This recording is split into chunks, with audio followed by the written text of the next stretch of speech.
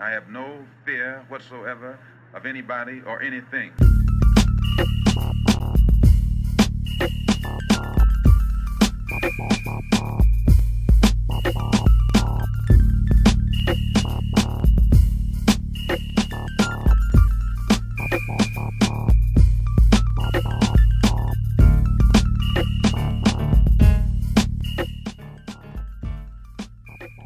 Hey everybody, it's been a while. Sorry for the delay, but I'm going to get back to another round of questions. Life got in the way for a little bit. Happens, you have to make a living. But I'm going to get back to your questions right now. Zeta Reticuli says, I wasn't going to ask a question. This is the long one, so brace yourself. One of my hobbies is looking up conspiracy theories, the paranormal, and all-around fringe science. Why? Because it interests me. And it doesn't matter to me how silly it is. Anyway, I see a huge trend appearing among conspiracy theories, especially those who question religion, and possibly reality itself, is that many of them are atheists, even anti-theists.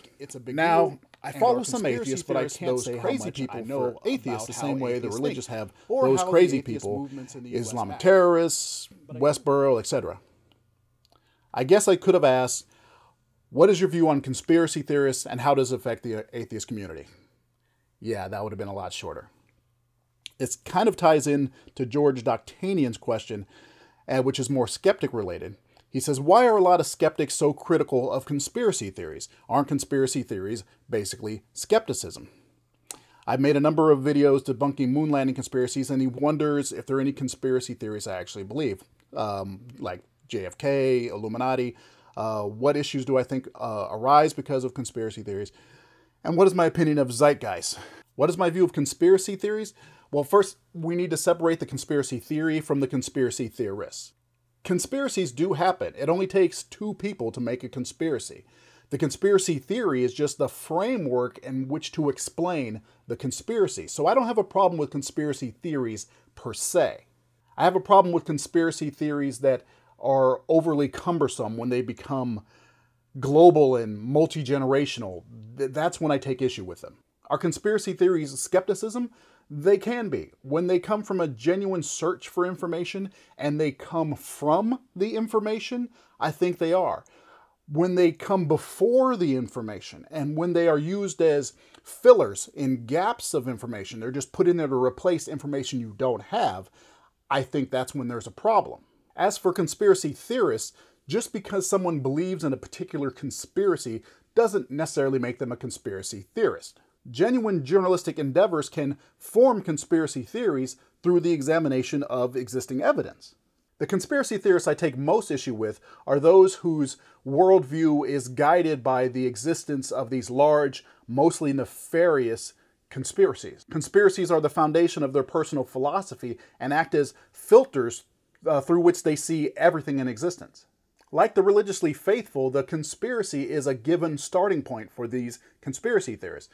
Like creationists who see the process of nature and automatically see the hand of God in it, the conspiracy theorist sees the natural actions of human beings and the laying out of history and sees the puppet strings of conspirators. I think I'll categorize these people as conspiracy theists because the conspirators they believe in are all-knowing, all-powerful, and are seemingly everywhere. The conspiracy theories don't come from genuine skepticism, but from the preset belief that the conspiracy exists. There's a bombing in the news, they don't wait for information to come in or to get particular details. They just say, oh, well, it's April and the Illuminati loves April, so obviously there's a bombing. When any big news story breaks, there's a natural process that goes through where the news reports everything as soon as possible in order to be first. And there's a lot of flawed eyewitness emotional testimony that comes out and it's automatically reported.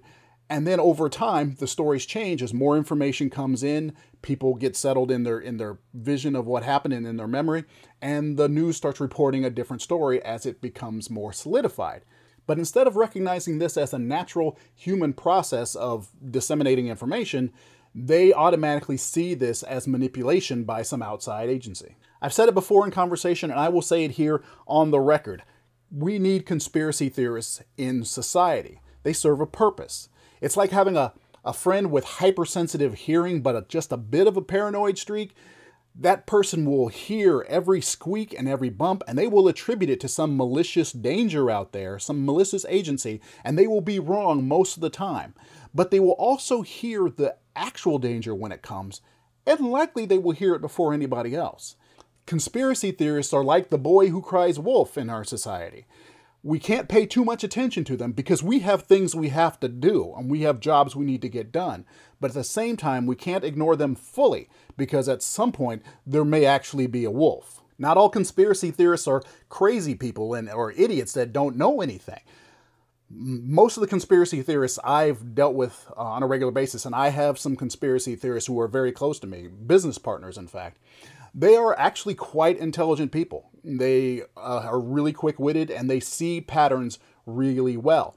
The issue tends to be their ability to filter out patterns that have value and patterns that do not. They're often highly intelligent people, but they don't filter out their thoughts and understand which ones are valid observations and which ones are just their hypersensitivity to pattern making. But they're not necessarily crazy or stupid, though we've all come across those. Are there any conspiracies I believe? Well, let's see. There are the historic ones, you know, Tuskegee, everything that was going on during the Vietnam era. There's all those, of course. As for JFK, I think JFK can go either way, personally.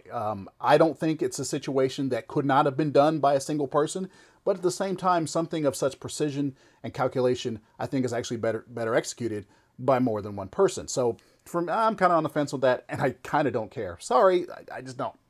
As for 9/11, I don't think it was an inside job. I think it was a terrorist conspiracy. But I do think the people like those in Project for a New American Century did conspire to take advantage of the situation, and both legislatively and militarily, like, you know, weapons of mass destruction and all that bullshit.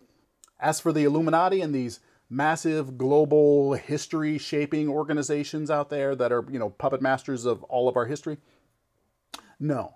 These small groups did exist in the past, and there may still be adherents to them currently in existence today, maybe holding on to the philosophy and thinking that they are putting forth this agenda. But to think they actually have this type of influence in the world today, no. I haven't seen Zeitgeist. I just can't bring myself to volunteer for that kind of torture, just to be honest. It just looks painful, and I can't bring myself to do it. But eventually I probably will break down because it's been suggested to me so many times by people that I probably will have to hunker down and watch it. Okay, those are my thoughts on conspiracy theories and conspiracy theorists. I may have coined the phrase conspiracy theists today. I don't know, but I like it. Thank you very much. Keep the questions coming. I have a couple more in the can that I'll be doling out over the next week or so, but keep them going. I will get to these as soon as I can. Thank you very much for this conversation. Take care.